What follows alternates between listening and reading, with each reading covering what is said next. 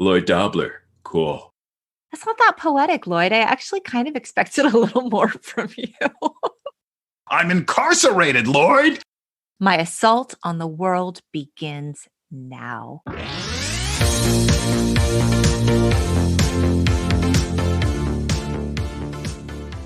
Hello, and welcome to the Untitled Gen X podcast, a podcast dedicated to the pop culture that raised us. I'm Lori, a writer and pop culture lover who heard y'all loud and clear when you told me to bring Pat back. So I did. Today I welcome back Kate's super smart, velvet-voiced brother to fall in love all over again with one of the most romantic films of our generation, 1989's Say Anything. But before we get into the boombox of it all, I'd like to remind you to rate and subscribe to the pod if you're into it. Easy peasy lemon squeezy. Okay, enough about all that. Pat's here, and that's all that matters. If you didn't hear Pat's Star Wars episode in season 1, check it out. Everybody loved it. And, well, I mean, everybody can't be wrong. So welcome back, Pat. Greetings and salutations. How are you? I'm good. I'm so happy you're here.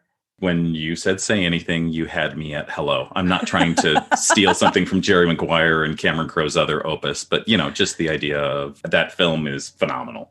Oh, 100%. And I'll tell you, one of my earliest memories of this film actually relates to In Your Eyes by Peter Gabriel. Because when you got your license, my mom used to have you drive me home from school. And I remember being in your car and you were playing this song on a tape. And that was the first time I heard it, even before I saw the film. So my memory of this film actually includes you, and you probably never knew that. Who knew you were crammed into the fun and exciting 1978 red Honda Accord hatchback. Seating for 5 is what they said. And that car became Kate's car. And we talk about that in episode 1 this season in Can't Buy Me Love. And we talk all about that car. I am convinced that somewhere, somehow, that car is still running somewhere. Oh, you know it is. But it was a great song, too. And remains to this day a great song. But we'll get into the song later. Let's talk about the film. Okay, the film was released on April 14th, 1989. The budget was $16 million, and the box office on this film was $21.5 million. It made a profit, but it died. It's so interesting because when you think about the legacy of this film and how much it means to so many of us, you think, really? That's all it did in the box office? It deserved so much better. But you've just described every great success story. Oh, wait, sorry, I'm skipping to the end. It's true. I did. You're right. I did. Do you remember seeing it? I rented it and I really liked it. I think I was this film came out in 89. I think I saw this sometime in like the mid 90s, a few years later. I really liked it. Now that I'm older, I truly love it. I knew you were going to ask if I remembered seeing this movie the first time, and I can actually tell. I can't tell you where for sure. I know I saw it in the theater, but I was 15 years old, and I don't know if you recall, but after Mom passed away when I was 14, Kate and I briefly went to a bereavement group. Yes. And in that, I met my girlfriend whose mom had passed away a couple of months before. Yes. But I do distinctly remember going to see this movie with her. Uh-huh. Okay, so this film was Cameron Crowe's directorial debut. Of course, we know Cameron Crowe as the writer of Fast Times, which I covered a few episodes back.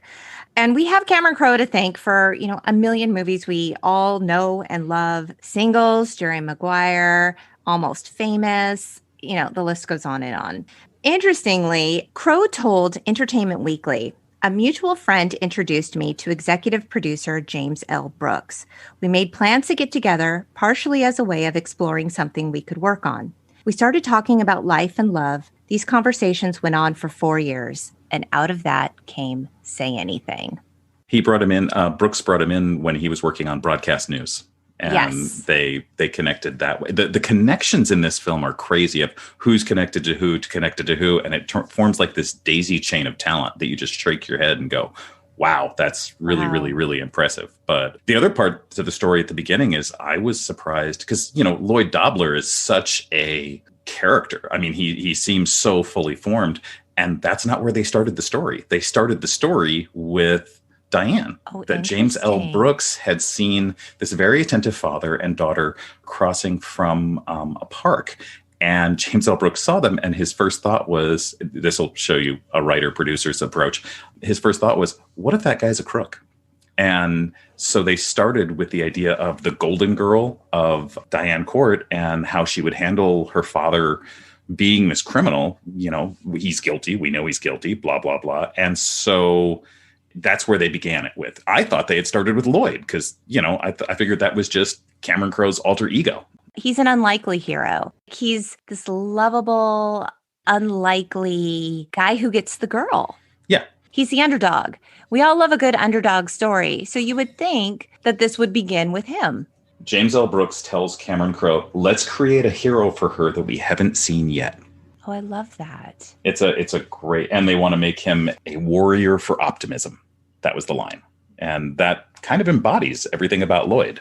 I mean, it sure does. He is a warrior for optimism, you know? So the film opens and it's graduation day in Seattle. And we see Lloyd, of course, played by John Cusack, hanging out with his girlfriends. His friends are Corey and DC, and Corey is played by Lily Taylor. We love Lily Taylor.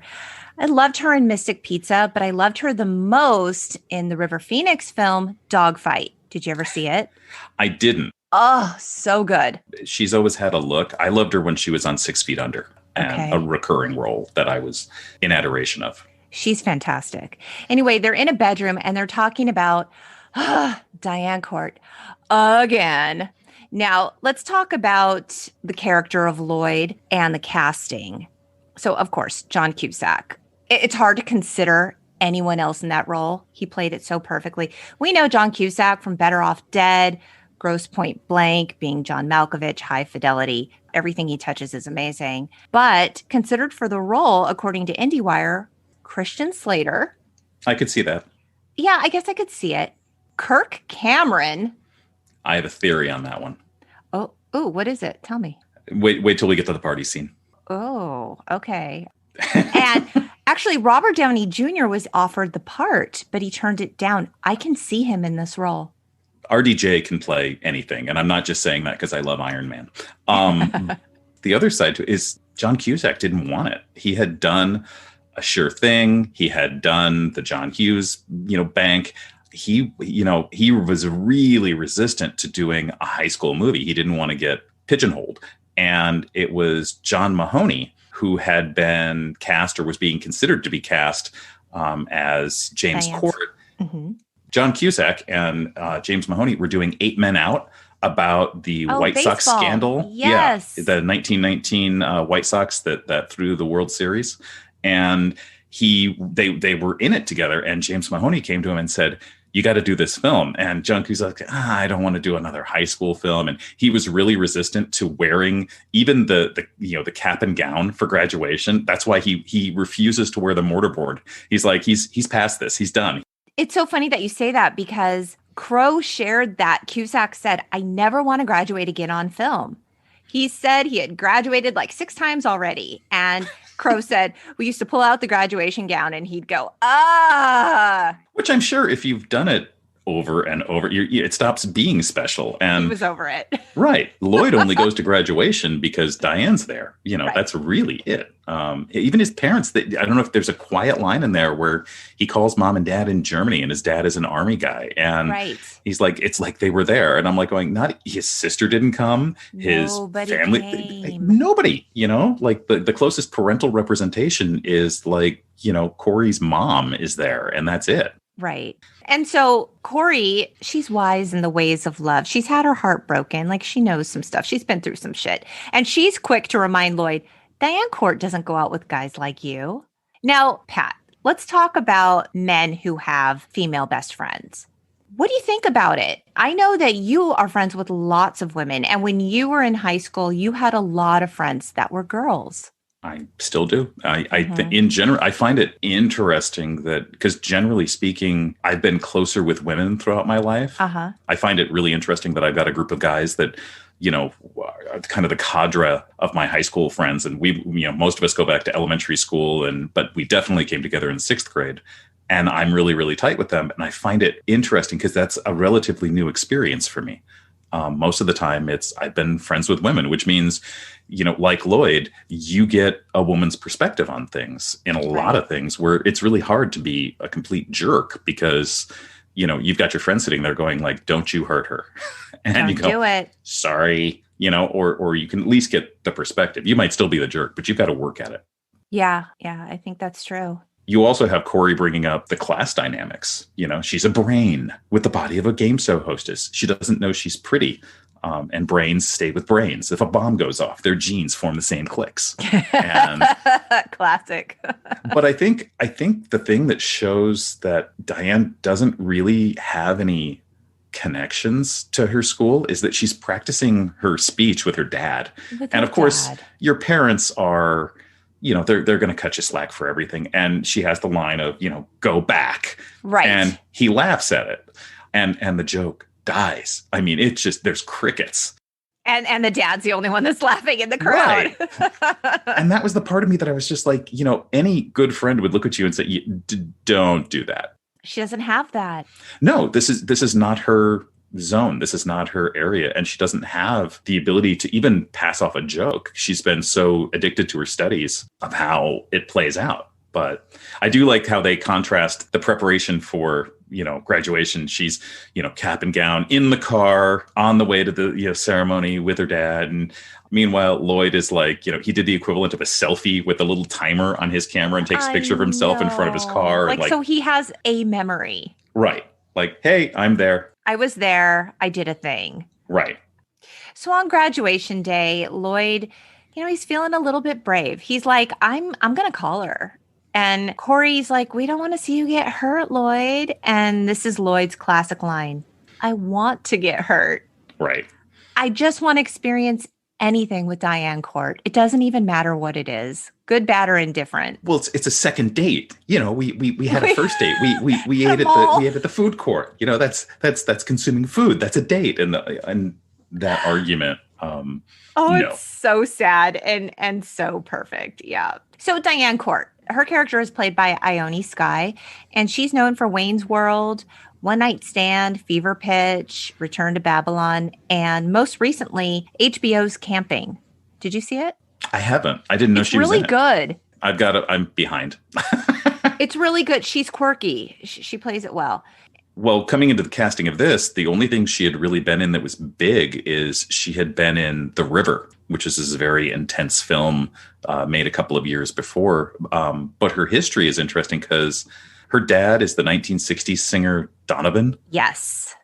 Which, of course, I'm dated here. I had to go look up Donovan. But yeah. And, she's divorced from Beastie Boy Adam Horovitz. Yep. Yeah. Who would have picked that? I know.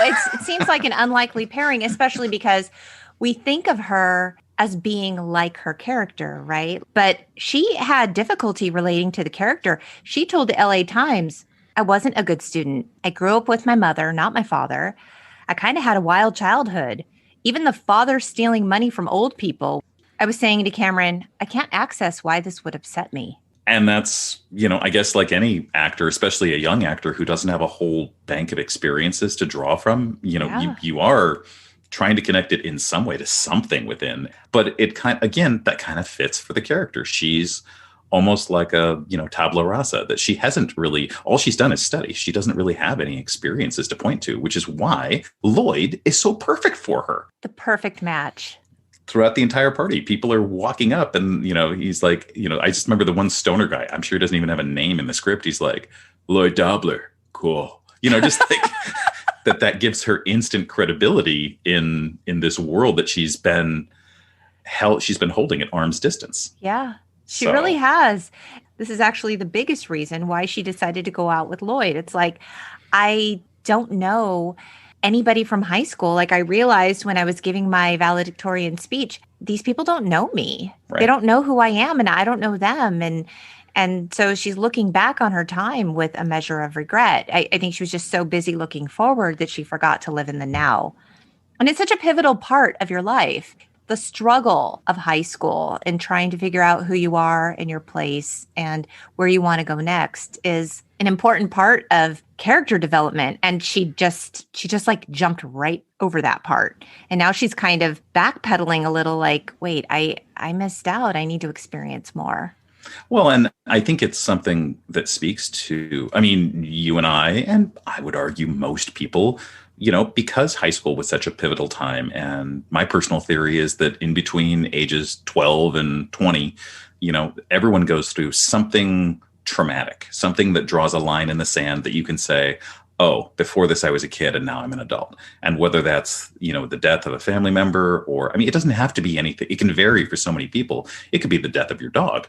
Right. Not that that's insignificant, just to be clear. It can be your first F. Right. Or your breakup or, falling in love for the first time or whatever it is. Yep. But someone goes through that and she's never gone through that because she won't, I'm going to go Brene Brown on you. She hasn't allowed herself to be vulnerable. And because she's not vulnerable, she can't be hurt. But the downside is she's alone. Even when we first see her, we have DC and Corey and Lloyd, and they're the three musketeers, and you've got Diane with her dad, which is not the same thing. No. You also see, Lloyd trying desperately to get a picture with Diane, and Corey going, no, this is sad. Don't do this. And he walks right by her just as her dad hands her the keys to the car, and she points to the red Ford Escort with the bright red interior, we find out later. And she's like, that, and points, and of course, click just as he goes by. It's perfect. You notice in that picture where he's walking by, he looks like Bigfoot. The way he's walking. Oh my God, it's so good. It's so good. It has to be by design. He looks like a Yeti. The casting we missed. But we get to meet another woman in Lloyd's life, yet another, which is played by Joan Cusack, his sister, who was not credited. She was doing this as a favor to her kid brother. Oh, I love Joan Cusack. She's so quirky. She's so different. Well, and they had gotten her for a steal because she was just coming off of being Oscar nominated for Working Girl. This is an actor. Right. This adds like a big element of legitimacy to the film, no? Right. It's one of those things that comes along, and she's big, and yet she was never credited. She was in the trailer like crazy, and I think there's all sorts of symbolism behind her name because her name is Constance. She's always there, and Constance is kind of upset and is kind of, I get the impression is in her early mid-20s and has a kid. She's frazzled as hell. She's a single working mom. She's got a kid. She's also the home base for Lloyd, who's not sure what he wants to do. And, she probably relies on Lloyd as kind of a pseudo father to her son. She doesn't like the way he's always like, you're always just screwing around with my son. You just. Why can't you be his uncle and not his friend? Right. Right. Like my brother with my kids, his nickname is literally Uncle Danger because everything with the kids was like all about having a good time. And it was sometimes a little bit dangerous. And, I'm really type A and careful and anxious about things. And he's just like the fun guy. He's the Lloyd Dobler. So when she's scolding him for that, I'm like, yeah, I get it. Lloyd Dobler is Uncle Danger. But he also calls his sister on it. And when there's those brother-sister relationships, it's rare for someone to call you on something. And so like you used to be fun. Yeah. Why can't you be in a good mood? How hard is it to decide to be in a good mood and be in a good mood once in a while? I'm sorry. And I love this line. T-I-M left, but I am not T-I-M. Yeah. Used to be fun, used to be warped and twisted and hilarious. And I mean that in the best way. I mean it as a compliment. Right. You see the relationship and the comfort between them because she takes it and she says, I did used to be twisted, you know? Like you're right. And so it's what happens to you after the loss of innocence from high school. Because, you have this dewy-eyed Lloyd Dobler who has just graduated and you've got his sister who's been out in the world and has, faced a divorce and is now a single mom and holding down everything together. And she's the opposite end of the spectrum of like, this is not what I was promised. She would love a dare to be great situation. Right. But the way her life has unfolded, that's not going to happen for her. Yeah. Right. It's an interesting twist, but Then we go to Diane getting her second gift from her dad. Yes. Now, you touched on the fact that her father is played by John Mahoney. We know John Mahoney from Frasier. You mentioned 8 Men Out. Reality Bites, he's Grant, asshole Grant from Reality Bites. Moonstruck and Barton Fink. And yet was raised in England, and you wouldn't be able to tell. You'd never know it. And we sadly lost him in 2018 at age 77 from complications from throat cancer. So sad. But still quite the career. Oh, absolutely. So because he's not just her father, he's also her friend. Awkward. He gifts her a ring that her mother had supposedly given him. This is when Diane confides in her dad, telling him, nobody really knew me. I regret that. And she tells her dad that she loves him. And okay, they're very close. We get it. So in the next scene, Lloyd calls Diane's house and her father answers. The worst. It was such an awkward conversation. It was so good. He asks to speak with her and okay, she's not there. And Lloyd cannot stop like shuffling around. Like he has so much nervous energy on the phone. He's a lot. And he leaves his name and number. But before he hangs up, he says to her father, she's pretty great, isn't she? Well, and the fact that I love the fact that her dad is like, he's like, is this the guy with the truck? Is this the guy with the No. and he kind of says, why drive a blue Chevy Malibu if it matters? You know that. Interesting, useless little point of fact. He writes the phone number down wrong. I read that. It's off by a digit, which makes me wonder exactly how did Diane call him back? But right. That's the big goof. And following the first phone call, he gets a second phone call. He gets a second phone call. And who is it, Pat? It would be the folks with the Reed Fellowship saying that Diane is going to get to fly over and has a scholarship to study in England for her college degree. And then he continues, since, you know, Cameron Crowe and music in his movies it's super, super, super important. But I think he almost goes out of his way sometimes, because at graduation, we had the worst version of The Greatest Love of All. Oh, yes. Sung by that kid. Yeah. Yeah. It's played. The character is Joe. And the actor it's is Joe. Lauren. I didn't realize that was Joe singing. Joe is singing, and it's the character is Lauren Dean, who was actually in consideration for Lloyd as well. And then they switched him over to Joe. Yes. Okay. So her father shares, the good news that, look, you got the fellowship, and we learn that she has real fears about flying. I'll have to go on a plane. Don't you worry about it, sweet Diane. It'll be fine. In the next scene, Diane returns Lloyd's phone call, and Lloyd's like, it's Lloyd, and let's go out. And you want to go out? And she's like, oh, I'm busy, the next few days and whatever. And he's like, so you're monumentally busy.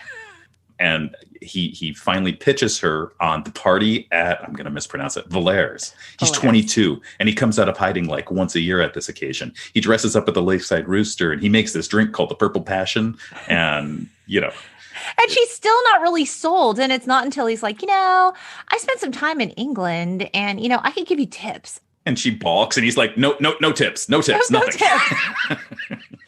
But he's so earnest and funny, and she likes that about him. And so she agrees to go. And after they hang up, she looks him up in the yearbook. And Pat, she looks a little disappointed.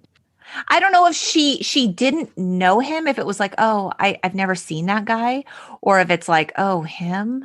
I've seen that guy around. I don't think I think she has to look him up because she has no idea who he is. Okay. And everyone knows who Lloyd Dobler is. Seemingly, yes. He's the guy that in high school you couldn't pin him down to one particular group. He kind of free floated among everybody, and if he was there, he was cool, and if he wasn't, that was okay, and if he showed up, that was great. You weren't sad to see him. There are very few people who can negotiate the social scene in high school so effortlessly, and he's one of them, which I always thought was really cool.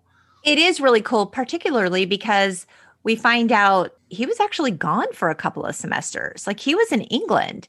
So even in spite of the fact that he's been absent from school, right? Well, and that might explain why he's able to. If you're an army brat, you're constantly the new kid, and you're constantly reintroducing yourself. And John Cusack, I mean, doesn't necessarily have that history, but he brought a lot of himself to the role of Lloyd. So the Clash T-shirt and the jacket, the kind of long hanging jacket, that's him that he brought to the part. And but his reaction when she says yes is the absolute embodiment of every male who has ever, but to show, Lloyd, who grabs his nephew and proceeds to play him like a guitar, then swings him around so he can punch the punching bag. And, what do we love? And the little kid, pain. It's hilarious. But he embodies that excitement of, oh my God, she said yes. Yes. And what do we love? Pain. Lloyd Dobler said it in the very first scene. I want to get hurt.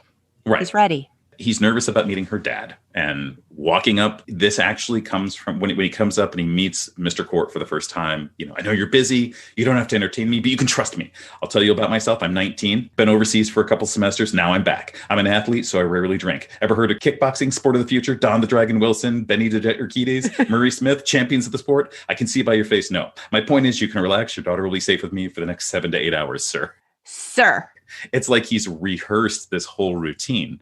And in terms of the whole kickboxing aspect of this, when writing the script, Crowe was struggling a bit to develop Lloyd's character, and he ended up drawing inspiration from his neighbor, and his name was Lowell Marchant. Crowe said, he was this friendly guy with a crew cut who just wanted to meet everybody he could. He knocked on the door and said, hello, I'd like to introduce myself. I'm Lowell Marchant. I'm a kickboxer, and I'll be living here for a little bit. Are you aware of the sport kickboxing? It's now a major sport covered by ESPN. Crowe goes on to say, I tell executive producer James L. Brooks, the character of Lloyd, the character is not coming, and there's this fucking guy down the way who keeps knocking on the door, and he's a kickboxer. And Jim's looking at me like, and you're wondering what to write? He wrote about his neighbor. And what struck him, he did mention in one of the things I read, his neighbor has died. He's deceased now. But he said before he died, he was an inspirational speaker. So I guess that fits with the character. Tracks. But he was really, really impressed by the fact that upon meeting Cameron Crowe, he was 19 years old. He had just moved from Arkansas. In an interesting crossover, his dad was being investigated by the IRS. Oh, stop. What really impressed Cameron Crowe the most is the guy was nervous, so he wiped off his hand on his jeans and then stuck it out to shake his hand. And that just stuck with him. And so he made absolutely sure, if you pay attention, that's exactly what Lloyd does when he meets Mr. Court for the first time. I completely missed that. It's a quiet movement, but it was something that just stuck with him. And since this is Crowe's directorial debut, he wanted to make sure he got that included. Oh, that's fantastic. In the dialogue. What a great bit of trivia. Okay, so this is when Diane comes out and she's wearing a white dress with a flower in her hair. She looks absolutely beautiful. Well, and Lloyd gives the absolute Keanu Reeves, whoa, as response, Yeah. And so they leave the house and her father watches them go to the car and you can tell he's confused as to what she sees in him. Well, that's kind of the theme for the whole movie. Of course. They arrive at the graduation party and it's hosted by Valère. Is this how we're pronouncing his name? That's what I'm going to go with. Okay. If it'll make you feel better, apparently when Cameron Crowe wrote it, it was Lloyd Dobler. And when John Cusack showed up, he started saying Dobler, and it just kind of stuck. Oh, interesting. So Valère is played by Eric Stoltz. And so immediately upon Lloyd's arrival, hey, Lloyd, hey, you're now the keymaster. You're responsible for judging who's sober enough to drive home and who isn't. And it's a pretty sucky job. Like, Lloyd doesn't want it. He's there with Diane. It's their first date. Or, I'm sorry, their second date, Pat.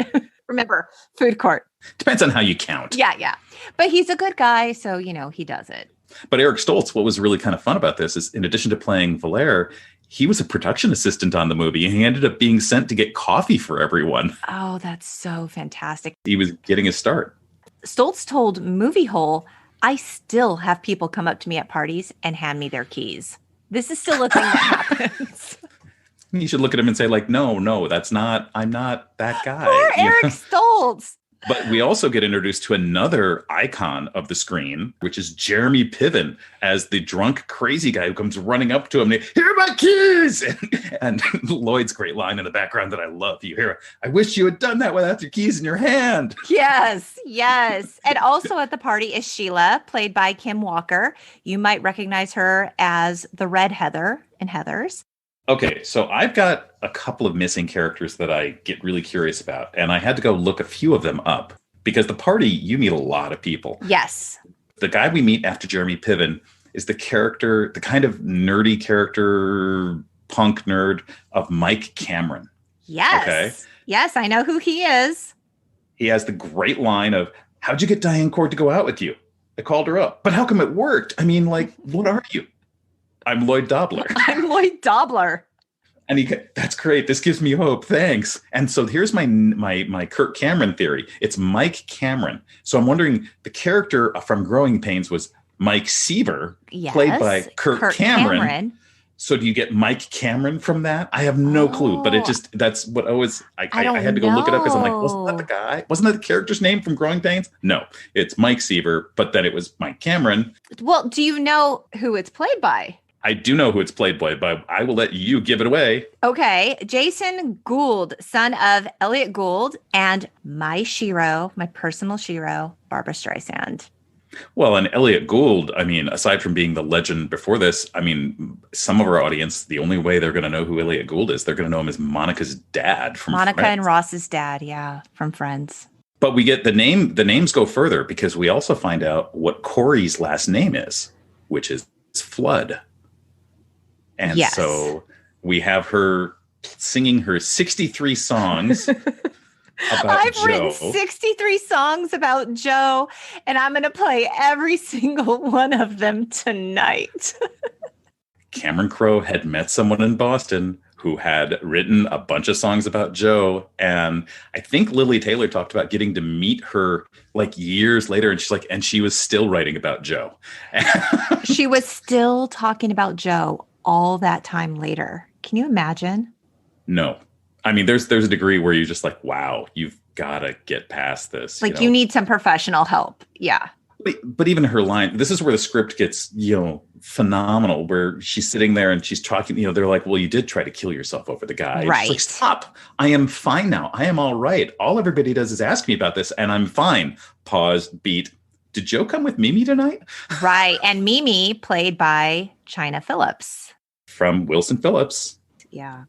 We also have the introduction of Bebe Neuwirth. Yes. Miss Evans. This is her first appearance on film. Oh, I didn't know that. In fact, I thought it was really weird that Mrs. Evans shows up at this party. Was she there just to talk to Lloyd? I know, but she strikes me as that person that says, all right, they're graduated. Now I can be friends with them. Okay. But again, because we're now linking John Mahoney and Bebe Neuwirth, we have our double Frasier connection. Yes. With everything involved. Interestingly enough, do you know the girl? There's like a couple that comes by when they start talking, and one is like, "Get away from me! Don't even follow me! Leave me alone!" Right. There's the contrast between the people making out and the couple in a giant fight. Like, you will see this at every single high school party. So perfect. It's required. Right. But interestingly enough, Tammy is the character's name, is played by Allison Roth. Allison Roth's brother is David Lee Roth. Stop. Not kidding. She ran Diamond Dave Productions for a while, and you're kind of like, wow. Right. Dear Sweet Miss Evans is trying to get Lloyd to commit to something. And he says, I'm looking for a dare to be great situation. So I don't know, but I know that I don't know. And that's saying something. To him, that's something. To the adults in his life, that doesn't mean anything. But think about the pressure on the average high schooler. What do you want to be when you grow up? And you're supposed to come out with knowing, you've seen this. My son's going through it now. Yeah. And we have this image of you pick whatever you're going to be at 18 and that's what you do. And it's something where no one tells you, I don't want to say that there's a do-over, but that you can pivot down the line and adjust. And well, it's in such stark contrast to Diane. Right. We still don't know what her major is going to be. No. I want to say doctor or lawyer. Yeah, because of the anatomy posters in her room. Yeah. Right. And the extensive vocabulary. Right. I'm the antithesis of that, where I'm kind of like a boomer in the effect that, I studied to be a teacher and I've been a teacher for 25 years, which is unusual. So anyway, we find out Lloyd's dad's in the army, and we have Diane making the call to dad to say, I'm going to be late. Well, yes. But before that, this is when Sheila asks, did you really come with Lloyd Dobler? How did that happen? Quote fingers, air quotes. How did that happen? And Diane says, quite simply, he made me laugh. In my experience, stereotypically, going from a cisgender perspective, and I'm prefacing that's my angle, is that the guys that girls go for in high school are not the guys that girls go for after high school. They are occasionally you'll find high school sweethearts, and that happens. But a lot of times, there's that attraction to the bad boy. And I know this is going to I don't want to get into a Reality Bites discussion, but Kate's favorite film. Right. But the idea that, girls will go for, he treats me like dirt, and yet, I love him. And of course, the guy who is the Lloyd Dobler who treats you nicely, things don't go anywhere. I don't know if it's just that that's too familiar, or hopefully familiar if you've been in a good relationship, or if it's just the struggle. So I always tell the guys, I'm like, hang in there. After high school, I promise you, nerds rule the world. They do great. They absolutely do. Diane calls her dad from the party to check in, and the classmates think it's super strange. They're like, tell him this, tell him that. And it's like, she doesn't need to tell him it, any lies, nothing like that. She's just calling to check in out of respect for her father. But we also see them for the first time. Diane says, hey, would you sign my yearbook? And they look at her and they almost seem taken aback or surprised, like, oh, well, would you sign mine? And because this is really, ironically, on the last day of school, the first day they're meeting her. Yes. And this is where we get the guy walking by, Lloyd Dobler. Cool. Okay, so we cut back to Corey. She's singing songs about Joe while he walks in, and, he is loving the attention of this, Pat. Corey ends up telling Diane, Joe was my first love. He was the first guy I ever slept with, but the whole time he was with Mimi. She says she'll be okay, and she tells Diane, too bad more guys can't be like Lloyd. And Diane said, I think he's sweet. Look at him over there. He keeps checking on me. And it's interesting because we're this far into the party, and they are not spending any time together. I agree. And when they finally do, the mascot shows up. But when Corey is singing and Joe walks in with Mimi, and you see the interaction between Joe and Lloyd is Corey's friend, is acting in a capacity, very protective. And, and she breaks into a sudden song. And Lily Taylor says some people will literally, even on the street nowadays, will stop her with no, never, ever. Don't you even think it. And yet they want her to sing the song, Joe Lies When He Cries. Right. And so she very clearly pushes him away, and you see, and Joe's still walking towards her, and Lloyd pulls him back, and he's like, man, she wrote, and I always find it funny that they got the numbers wrong. So she wrote 65 songs. Right. They're all about you. They're all about pain. Right. And Joe doesn't understand. And he's like, yeah, why do you think I keep her tapes, man? They're going to be valuable someday. And you're going, no, Joe. But he loves the attention of it. That's what it is. He doesn't care about her heart, because he approaches her and he tells her, that he loves her and that she invades his soul. And he wants to get back together, not because he wants to get back together, because, Pat, Mimi's going away to college and he's going to be alone. So yeah. Will you have sex with me?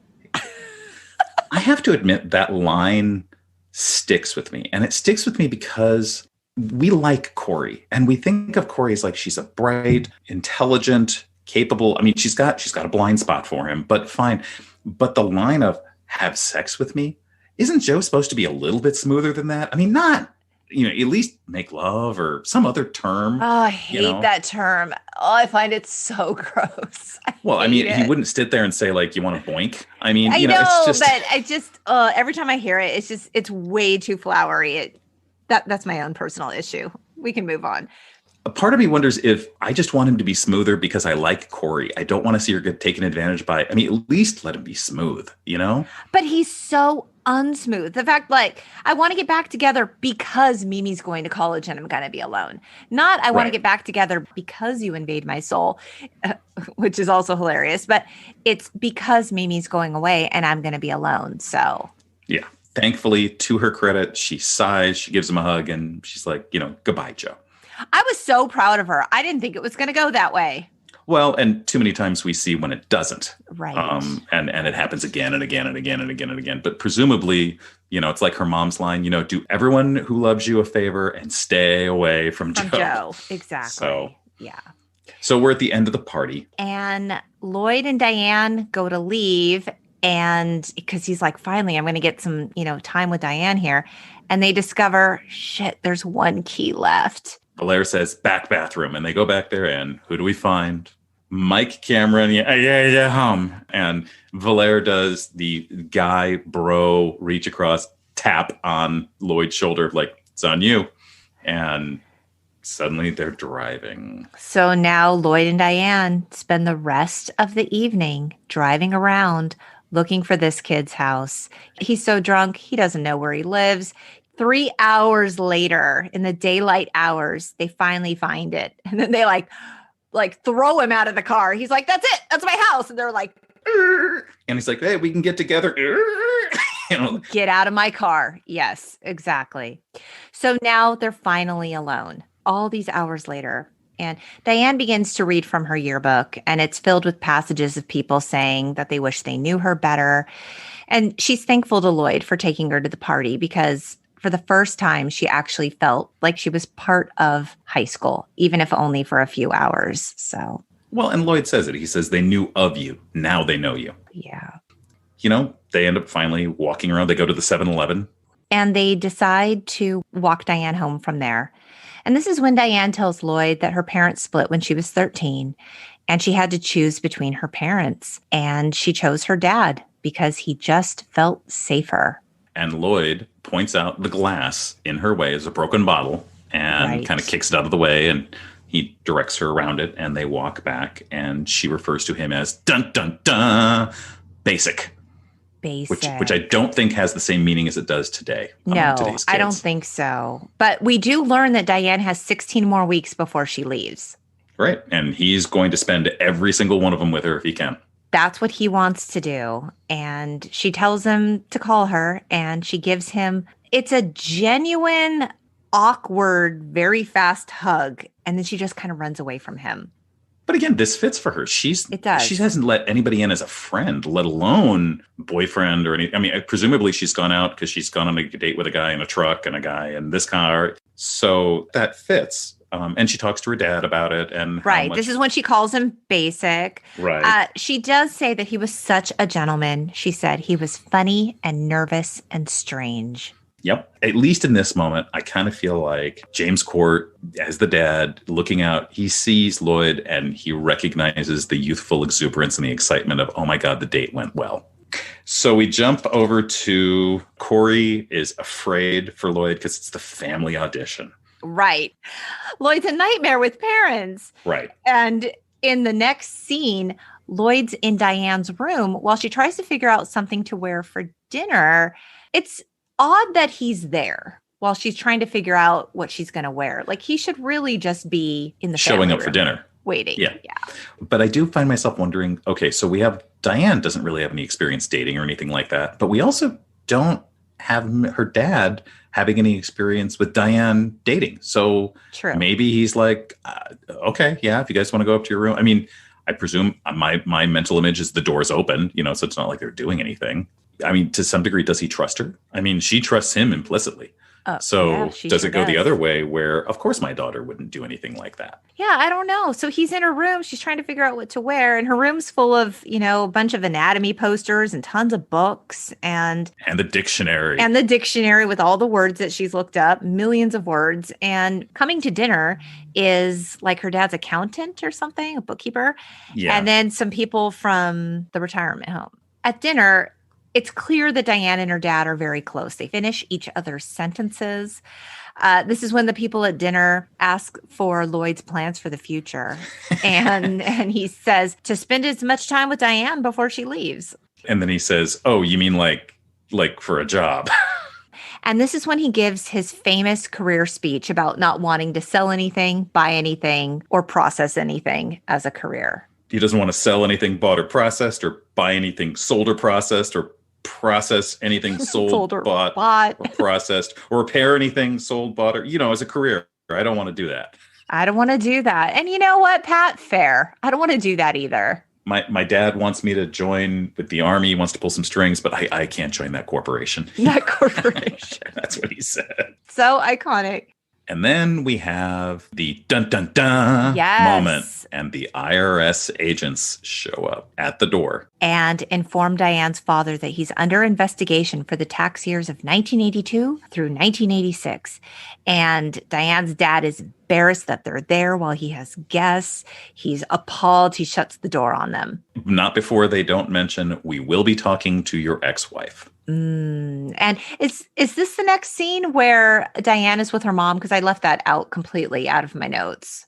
Do you want to talk to that? Sure. We have Mom's Dinner with Diane.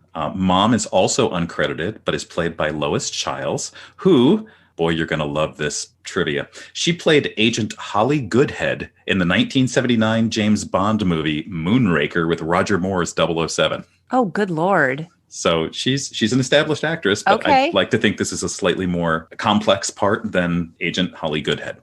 And we get the discussion where basically Diane is pleading with her mom, say nice things about Dad. Right. Like that has any bearing on his tax investigation. But from her perspective, at 18, Diane doesn't understand that. She doesn't get it. She knows anatomy, but she doesn't know tax law.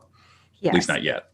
Diane and Lloyd are on the phone, and she thinks that Lloyd doesn't like old people. So in the next scene, Lloyd's at the retirement home addressing the residents as he gets ready to present the film Cocoon.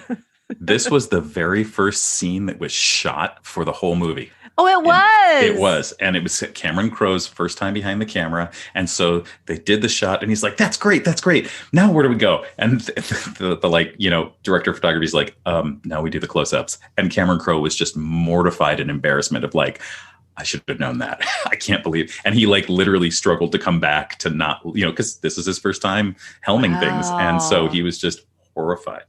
Then we cut to them in a coffee shop. It is Seattle after all. Yeah. And we hear about Diane's theory of convergence, that good things always happen with bad things. Yes. Foreshadowing.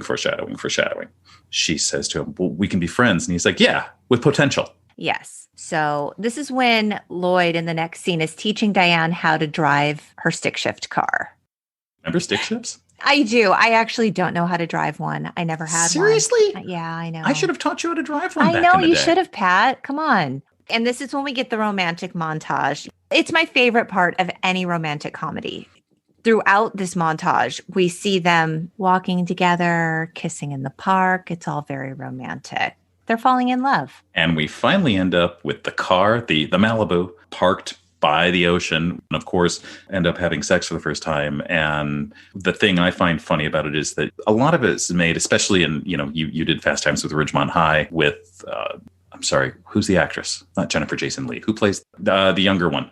Jennifer Jason Leigh. It is Jennifer Jason Leigh? Yeah. Okay. Because I went back, I had never seen Fast Times at Ridgemont High, and I went back and watched it in preparation for this because I thought, well, I should be familiar with Cameron Crowe's thing. In the process of it, though, they have this moment, and there's a lot made of a female losing her virginity, but it struck me that this is probably Lloyd losing his virginity too. Well, okay, so that was what I was going to say. The fact that this is so focused on Lloyd, it was such a departure from what you normally see, and that's what made me actually really love this scene, because Lloyd is a hot mess, right? Like he's shaking, he's nervous, and he tells her, I'm just happy. And he is happy, but he's also shaking and nervous. This is a lot for him because he is losing his virginity to somebody that he really loves. And while she is also, the focus is not on her, it's on him. And that's just something we never, ever get to see. A male being vulnerable in this situation is something not seen on film. Right. Particularly in 1989. Oh, definitely. At this point, we're seeing them together and you're like, oh, okay. So I guess it's not that we didn't know it was serious, but now it's serious. And we see him vulnerable and everything. And it's not till she goes home She starts Right. talking to her dad. Right. And Cameron Crowe said at the 30 year, he said, I'm looking at this now from the perspective of the father instead of the kid. And that changes the game a little bit. It changes everything. He's got twin sons that are now 20 years old. And the line, Diane has the line to her dad. We started spending all this time together as friends, but I could feel him getting anxious. And then I knew there'd be a confrontation over getting physical. And then, it's going to be an issue. So I went through all the different feelings and all the different arguments you're supposed to go through. So again, she's bringing her brain student side to it. I'm going to research it. Although I do have to admit, I'm puzzled by her dad's response, because his question is, did he ever get rough with you? And I'm like, yes, Pat, that's so interesting. I didn't make that note, but the many times I've seen it, that has always struck me as an odd line. Like, I don't know what his experience has been. I don't know what in Lloyd made him think that was even a possibility. Well, I get the impression that this just demonstrates how much he doesn't know Lloyd. That, all he knows is he's a kickboxer. So, okay. Did he get rough with you? Well, he's a kickboxer, I guess. That's his image of what it would do. Yet we all know, Lloyd couldn't hurt a flower if he tried. Right. But we have Diane who comes back. It's like, Dad, no, but I didn't want any problems, so I decided not to sleep with him. And of course, we have, John Mahoney, like, that's right. That's my girl. Beat, pause. But then I attacked him anyway. Right. And again, especially for 1989, female as sexual aggressor, this is ahead of its time. This is, Most Sex in the City. Definitely. And she does say, like, I'm scared to death of what you think of me right now. Right. Women are not supposed to enjoy sex. They're supposed to be just these passive recipients. Exactly. It changes it. So yeah. And she tells her dad, he's protective of me. And when people ask me what I'm doing with Lloyd, I always think of the glass at 7-Eleven that he wanted me to watch out for. He's gentle and he's kind to me and he's always looking out for me. Because he's the good guy. I'd like to tell you as a parent that I would be capable of having that discussion with my kids. I don't know. I mean, we're very open about things. We talk about things. It's all on the table and everything. But I don't know if I'd be able to handle that particular discussion at that particular time. I mean, I think that's a hard one for any parent. I think even if you have fostered regular communication about sex throughout your children's lives, I think when it really comes down to it, these aren't easy conversations to have. I mean, Kate's the most qualified person to have these conversations with anyone, with your children, with my children, with the whole world. But it's awkward for a parent when it's your baby. Right. And she's his whole world. Right. I'm not sure because if she was his whole world, he wouldn't have made some of the choices he did. But that's just me. You're speaking from the perspective of someone that has a good moral compass. I mean, his is questionable, right? Understatement. He has found a way to rationalize the choices he's made by saying, this is all for Diane. It's okay because it's for Diane and she's good. Right. So we cut from Diane's post-coital discussion with her dad. It's a very clinical way of describing it. Yes. We go to the opposite, end of it, and it's Lloyd with DC and Corey, and he's strumming on the guitar. Right. And they're like they know. They're like, we can totally tell you slept with Diane. And Corey's like, you have to do something special for her. And this is when he reveals that he wrote her a letter. Right. But she also says the line, and I got to say this one's true, when Corey tells him, everything's changed. You've had sex. No matter what you might think, nothing will ever be the same between you two. You might be 60. You might be walking down the street and you'll talk to her about something, whatever. But what you'll really be thinking is, we had sex. There's some degree of truth with that. I don't think there's some degree of truth to it. I think that's 100% true because the relationship inevitably changes once you have sex. It just does. Well, it can't not. But that's part of the discussion that, we've had with the kids, is that it's not necessarily, yes, there's obviously physical concerns and pregnancy and STIs and all those other things that they scare the hell out of you in health class. I said, but more is the emotional vulnerability that comes about, because once you cross that line, there's no going back and you can't change it.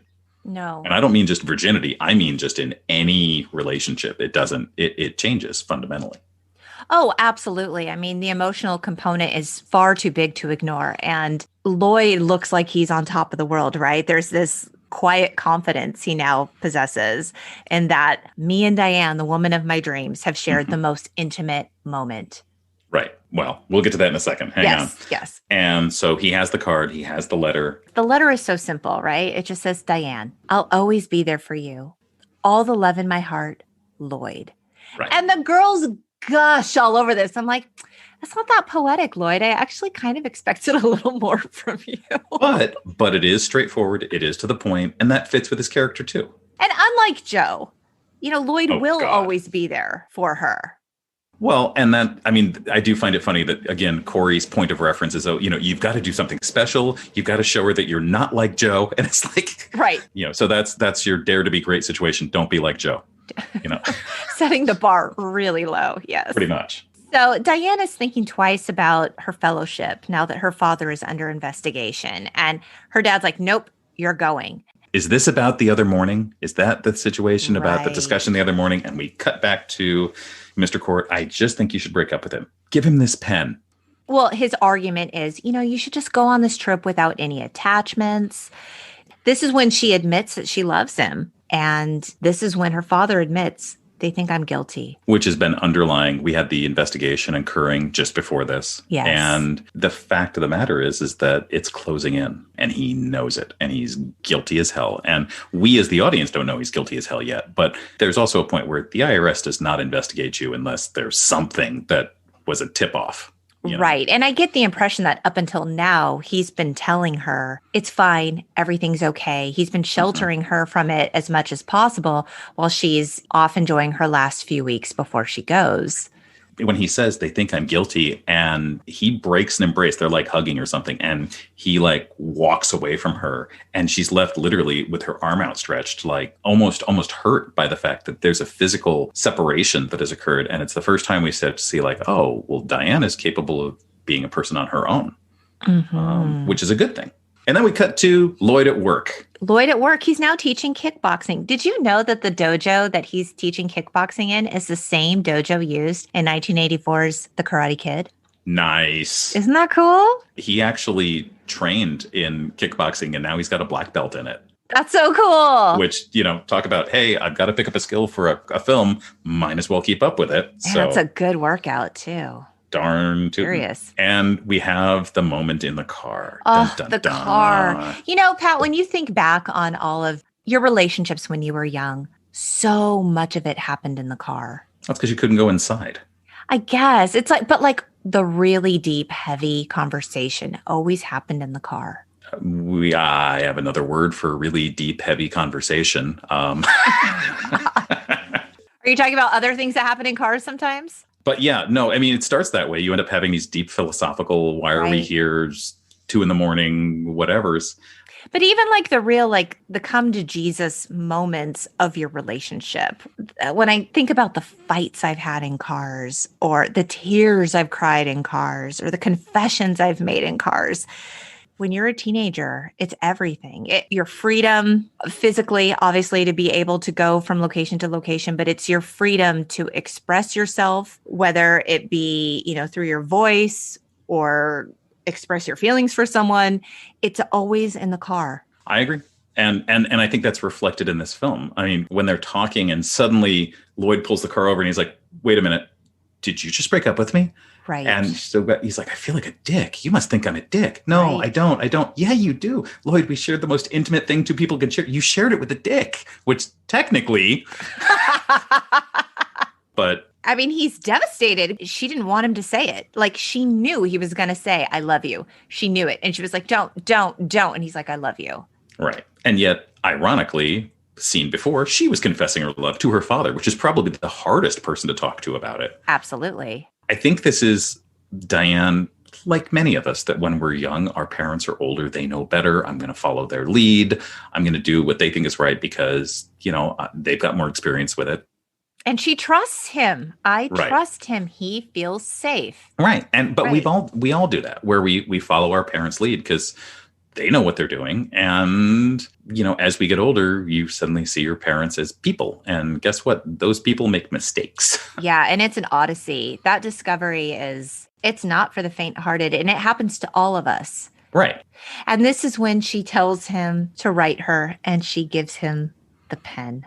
Which just stick it in my heart. just stab him, Oh, man. And what do we cut to? Just like we talked about, we have Diane gets into the car, and of course the memories associated with the car and learning how to drive. And right. Yeah, we get the sad montage. You get the falling in love montage, and then you get the breakup montage. Right. And so we see her crying, then we see him crying, and it's raining. And I actually found this really great article in The Ringer written by Elizabeth Nelson. She says, quote, "Give him this. Lloyd really is a good boyfriend. A lifetime of being surrounded by gifted and strong-willed women has given him an appreciation for how to treat them with respect, decency, and deference. We know this because of how he treats Diane when they are together, but also how he reacts when she breaks up with him."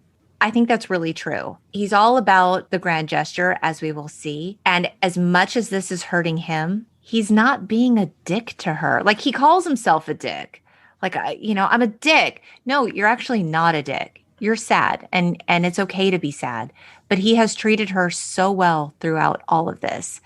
And he wasn't really working so hard to convince her of all the reasons why she should be with him. He calls his sister to tell her, she broke up with me. How do I get her back? I gave her my heart, and she gave me a pen. Right. And then he transitions to the audio recording where he's talking to Corey. And again, this is very antithetical. One of my running gags is, like who recovers faster from a breakup, men or women? And I'll ask the teenagers in my class chat. And they always say, guys. And I'm like, it's the girls stereotypically tend to recover faster. I say, because if you've ever seen a girl who gets upset on social media when there's a breakup and there's a rant, a very long rant. And I said, but they're getting it out of their system. They're talking to their friends. They're going Unless you're Corey. Right. But in the process of it, I mean, guys, I'm fine. And we see that here in one of the scenes that I just adore. He's recording like audio. Right. I'm sure Felicity got the idea from this scene. Yeah. But he says, I think I know too many girls. I should hang out with more guys. I should be like one of the guys, those who hang out at the AM, PM or the gas and sip on a Saturday. But I don't know. Guys like that really know the answer. And we go to see, of all people, Joe. And so he's outside of the gas and sip with these guys. They're drinking, they're eating their Funyuns. And Lloyd asks them straight up, like, if you guys are so great with the ladies, because they're like bitches, right? Like, women are bitches. Well, and that's the fact that it goes from, there's like 4 guys, and it goes from Joe to the guy who's got the theory. It's all economics, man. Right. And then, then we get Jeremy Piven's in there. And then suddenly the camera pans down and we have like the little like 14-year-old who's hanging out with 18-year-olds. And he's the one who goes like, bitches, man. Bitches, man. And so Lloyd's like, if you guys are so great with the ladies, what are you doing here? And they're like, by choice. Uh-huh. But that's followed up by Jeremy Piven gets the line and he says that he was in a relationship and he got really hurt and he never wants to feel like that again. But there's a truth there that, he's at least willing to admit that I got hurt. This broke my heart when Lloyd was like, the girl made me trust myself. I was walking around feeling satisfied. Can you imagine that? You called Lloyd, what was it? Warrior for optimism. Yes, a warrior for optimism. And now he's saying, even before he had Diane, like he believed in the possibility of having Diane. Right. So when he's back in his car from hanging out with these guys, he's like, the rain on my car is a baptism. I'm a new me, Iceman, Power Lloyd. My assault on the world begins now. Only it doesn't, Pat. I did read one article, I can't cite it, I'm sorry, where they talk about the fact this is him flirting with what they called toxic masculinity. Yes. That was the same article I just quoted from. Okay, good. Yeah. Then quick, give that person credit because they've got good ideas. Yes. Elizabeth Nelson for The Ringer. There we go. We see, Lloyd try that on and it doesn't fit. And I'd like to say it's more commonly not fitting for more guys than guys would like to admit. Yeah. So this is when Lloyd calls Diane to leave his 8th message on her answering machine. And she and her father listen. At the end, she goes to pick up the phone, but he had already hung up. And he asks her to nuke the letter. Right. And so this is when her father goes to buy luggage and his card gets declined and he's woefully embarrassed. And, his assets are apparently frozen now. And of course, we see, this is the first time we've seen James Court may be trying to make a move on another woman. Right. Well, and maybe he felt now was the time because Diane would be leaving. So we have James as the Joe. Diane's going to go to college and I'm going to be all alone. Have sex with me.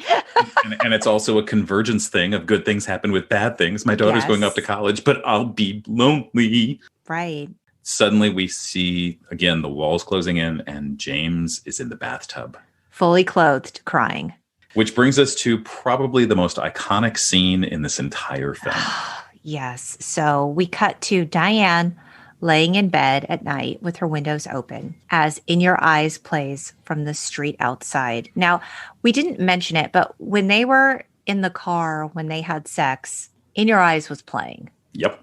We then see Lloyd Dobler in his trench coat, standing in front of his car, holding a boombox over his head as the song plays, In Your Eyes by Peter Gabriel.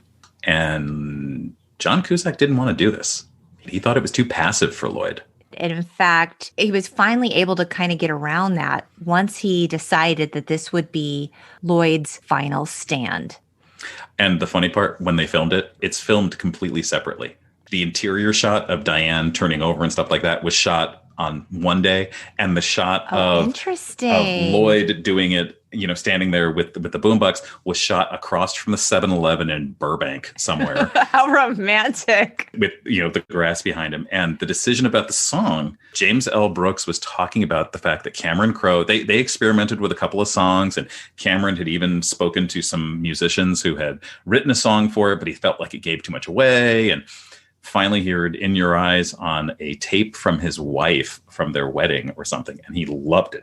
And apparently Peter Gabriel wanted a mint to give it up. I read between $200,000 to $300,000.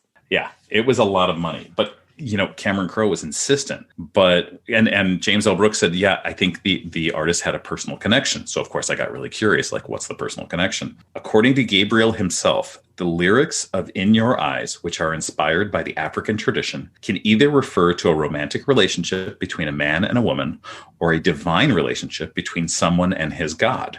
It is said that the American actress and film director Rosanna Arquette was the inspiration behind the song. Gabriel wrote the song while he and Arquette were in a romantic relationship. However, it is worth noting that Gabriel has never confirmed that Arquette was the inspiration behind the song. And that's behind the wonderful website of songmeaningsandfacts.com. I have a few thoughts on this. First of all, Rosanna Arquette must be such a catch because she was the inspiration also behind Rosanna by Toto. But I had heard that when they actually filmed the scene with Cusack and the boombox, it was filmed to Fish Bones Boning in the Boneyard. Yep. So Cusack was a huge fan of Fishbone, and then Cameron Crowe came to be as well. And when they're in post-production trying to figure this out, Crowe was like, the scene just isn't working.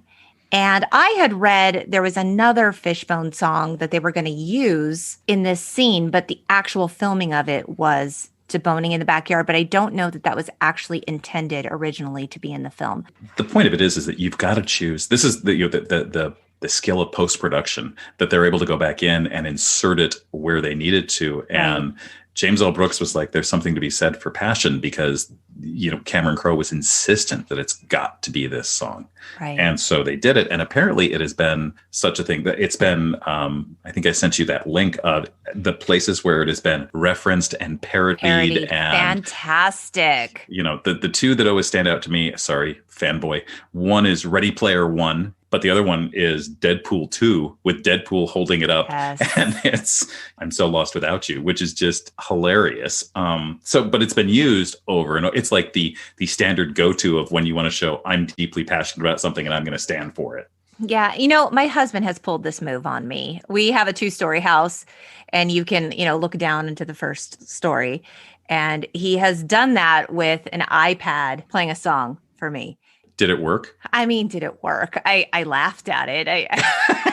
I mean, I guess it worked, at least for a laugh. I don't know if that was the reaction he was hoping for, but that was what he got. Yeah. You got 2 kids, so something worked somewhere along the line.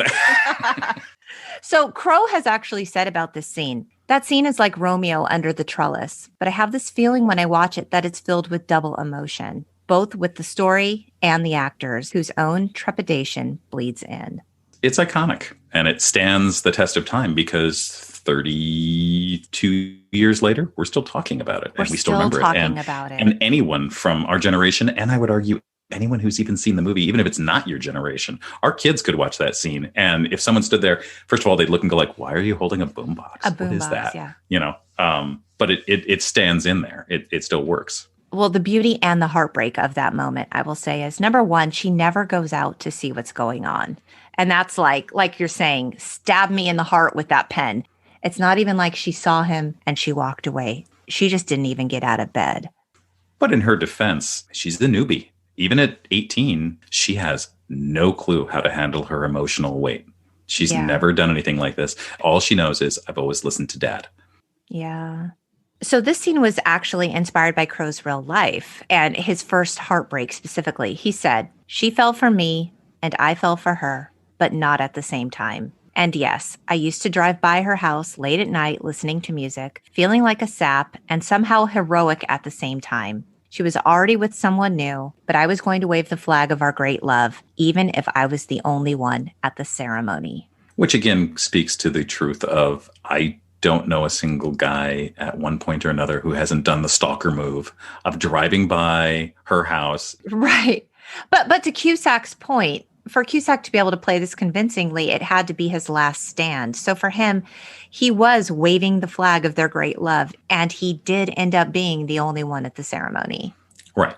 Yeah, so this is when Diane goes to talk to an investigator about her father, and the investigator is pretty straight with her. He tells her, look, we think your father's stealing from the residents of the retirement home. And he tells her that they have proof and asks her, does your dad fit the profile? Look around your house. Look at what you have.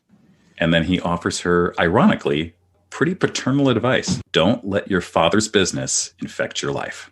And she goes home and is rushing around and starts searching everywhere and stands there and says, "They made me doubt you." I mean, she looks at her ring and she wonders. Mm-hmm. Yeah, so she finds the locked box and she pops it open and finds stacks of cash. Yep. So she's upset and she goes to the retirement home to confront her father. And she's like, "Did you do it? Did you take the money?" He denies it. Mm-hmm. And then once she tells him that she found the money, he tells her it's not what you think. And then inevitably, I did it for you. Mm-hmm. And she's like, "You stole from them." And he's like, "I make their lives better." And did you see what he follows it up with? Is this because of Lloyd? He immediately goes to like this is all Lloyd's fault because of, your boyfriend. And Diane comes back to the line because earlier she had said, after, I think was it the sex talk? She said, "I can say anything to you." No, he said, "I hope you know you can say anything to me." And now it comes full, careful what you wish for as a parent, especially, where she says, "I can say anything to you. You're a liar and a thief." And he says, "Careful how you make me out. I'm the only father you got." And now it's like, ooh. Yeah. And according to Mental Floss, the actors that were reading for the part of her father, as well as people involved in the film, kept asking, why does the father have to be guilty in this film? Why does that have to happen? And according to Crowe, he said, because without the father being guilty, it's pretty in pink. Yep. And the actors who read for it are pretty impressive. At one point, Dick Van Dyke was very seriously considered for it. I love him. My favorite one was they sent the script to Richard Dreyfuss. And Richard Dreyfuss wrote back and said, "Great script. I want to play Lloyd." Who wouldn't want to play Lloyd? We didn't even talk about with Diane up for the role was Elizabeth Shue. She came very close to nabbing that role, as did Jennifer Connelly. Yep. I mean, the people that worked on this, even the producer, James L. Brooks, he was the executive producer and creator of the Mary Tyler Moore Show. Oh, wow. Legend. He created Taxi. He was a writer-producer on As Good as It Gets, producer on Jerry Maguire, executive producer on The Simpsons, longest-running TV show in history. And you'll be happy to know he is the producer on Are You There, God? It's Me, Margaret, that just recently wrapped filming. So excited. So excited. Cannot wait. Just hoping they don't mess it up. Me too. Speaking of messing up their lives, back to James Court. Okay. And by the way, here's your symbolic name again, James Court. Court. He's going there. Will find himself in court. Yes, he Right. will. So this is when Diane, she's so upset with her father. She leaves to go see Lloyd at the dojo and she apologizes to him. She tells him, my father's guilty. I just left home. I need you. I love you. Wait. Notice she says, I need you. And he says, one question. Are you here because you need someone or because you need me? And then like any good guy says like, forget it. I don't care. Footnote to that boxing ring scene. Yeah. Lloyd is in the ring with Don the Dragon Wilson, who is a hero in, he did all the Blood Fist movies following this. Oh, cool. And he is the one who presumably breaks John Cusack's nose with that kick to the head. And Cusack later continued his training with Benny the Jet Urquidez. And he's a current black belt. So don't mess with John Cusack, you guys. He'll kick your ass. All right. So we now cut from the, I need you to the courthouse. And we have James's attorney and the IRS cut a deal apparently over lunch. Yeah, over lunch. It's McDonald's, I might add. I'm loving it. Yeah. So they negotiate a $125,000 fine and a 9-month sentence in a plea deal. And we're at the correctional facility. Lloyd and James Court, complete with his lovely jumper. Right. Bright orange. Lloyd goes to talk to Diane's father because she just can't face him. She's in the car. Yep. So Lloyd tells him straight up. I mean, they have a dialogue, but he says, I decided what I want to do for a living is to be with your daughter. I'm good at it. And the father says, you're a distraction. And he tells him, I'm a distraction that's going with her to England, sir. Yeah. And it's also when he walks, are you okay, sir? Are you okay? And apparently John Mahoney, before he passed, talked about the fact that this is the line, how like people talk up about, Joe lies to Lily Taylor. Right. People would come up to John Mahoney and apparently some guy in a bar in Chicago did a dead on, I'm incarcerated, Lloyd, And that became his like call sign from this whole movie, which it's a good line, but it's funny to, here's that of what ends up sticking and people go, I remember that, Yes. Yeah. So Lloyd ends up giving him a letter that Diane had written. And unfortunately, he's reading it out loud. It's the version. There have been multiple versions. There's two versions. If it's the one that ends with, I still can't help loving you, it's good. It's good. Only it's not that version. Right. Lloyd, our warrior for optimism, can't, even with the guy that he wants to kick in the shins, is sitting there, he's like, but, you have to know that there's a version of that letter out there somewhere. That's still good, right? Yeah. Right. Like that was a thought that she had. Like she's just not ready. And so he's so upset. And this is when Diane comes in and she goes to say goodbye to her father and her father hugs her. And she tells him, you should have told me the truth. And the father says, I'm so sorry. And she tells him, write me. And hands him the pen. Ta-da! A full circle moment. And we end up on the plane. And apparently this is a thing for Cameron Crowe, that either getting on in an airport terminal or being on a plane is big with his films. And first of all, Ione Skye is wearing a quintessential 80s. A blossom hat, if you will. It's yeah. And they kiss. The plane has taken off. The plane is ascending. There's noises. Diane is super nervous. Lloyd sitting next to her, holding her hands, giving her, a lot of reassurance. And he's quick to tell her, this is all very normal for a 747. If something's going to go wrong, it will happen within the first 5 minutes. Once that smoking sign comes on, everything's going to be fine. Sign of the times. There's a smoking sign. Yeah. So Diane says, nobody thinks this is going to work about the relationship. And Lloyd says, you just described every good success story. And they're staring up, waiting for that smoking sign. Ding. And suddenly cut to black, ding, and cue final credits. Crowe told the San Diego Union Tribune that Say Anything is a love story for people who don't say, I love you. What do you think about that? I could see that. But I also think they both say it. They both do say. I mean, we see it at different times. I mean, Lloyd obviously is the one to go first, but again, that fits for, our warrior for optimism. Of course it's going to work out. How could it not work out? Right. You have Diane, who's more reserved with it, which again fits with her character and newbie and all that. I don't know. I knew a guy who in high school, he said, I never want to say I love you because then it makes it not special. That never made any sense to me. Well, then this is a movie for him. Well, do we have a spin-off movie on Joe that he can watch? No, you know what? I have to tell you, we don't have a spin-off movie. However, in 2014, trouble was brewing because Fox greenlit an adaptation of the film into a sitcom that was designed to take place a decade later.